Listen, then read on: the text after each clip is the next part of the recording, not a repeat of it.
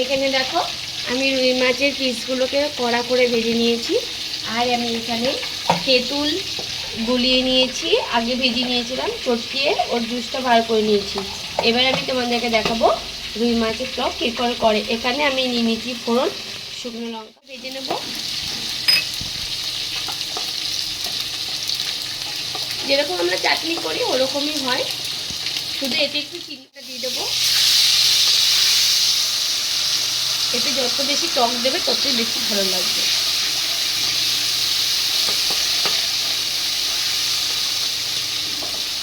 এরপরে আমি এর মধ্যে দিয়ে দেবো চিনি আর একটু নুন। নুনটা বেশি দেবো না, নুনটা অল্প একটু দেবো, যেহেতু মাছে নুন আছে একটুখানি নুন দেবো। ছোটো একটা বাটি নিয়েছি, তোমরা দেখতে পাচ্ছ। এই বাটিটা এক চামচ, একটা বাটি চিনি নিয়েছি, একটু কমই আছে, বেশি চিনি দেবো না, এতটাই দেবো। দিয়ে এবার এটাকে ভালো করে ফোটাতে দেবো। যখন এটা ফুটে যাবে তখন আমি মাছগুলো দিয়ে দেবো। আর এর মধ্যে একটুখানি জাস্ট হলুদ দেবো, বেশি না, একটুখানি নাম মতো হলুদ দেবো।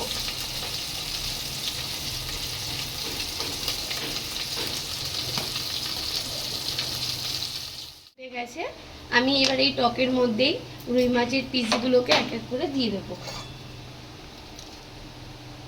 কেন এটি একটু টাইম লাগবে, কেন এর ভিতরে তো রসটা ঢুকতে হবে, তার জন্য।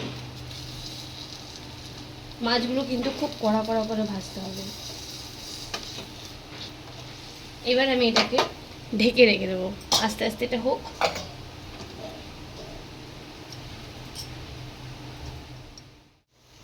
দেখো রুই মাছের টকটা আমার রেডি হয়ে গেছে।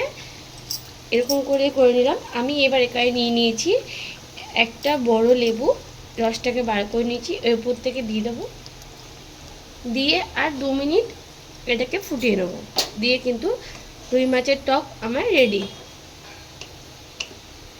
টকটা বেশি দেবে, টকটা বেশি দিলেই কিন্তু বেশি ভালো লাগবে, যেরকম আমরা চাটনি করি। চাটনির মতো অত মিষ্টি দিতে হবে না এটাতে, অল্প একটু মিষ্টি দিলেই। তেঁতুলের ভাগটা কিন্তু বেশি দিতে হবে, তারপর যদি কালো তেঁতুল হয় তাহলে তো কোনো গল্পই নেই।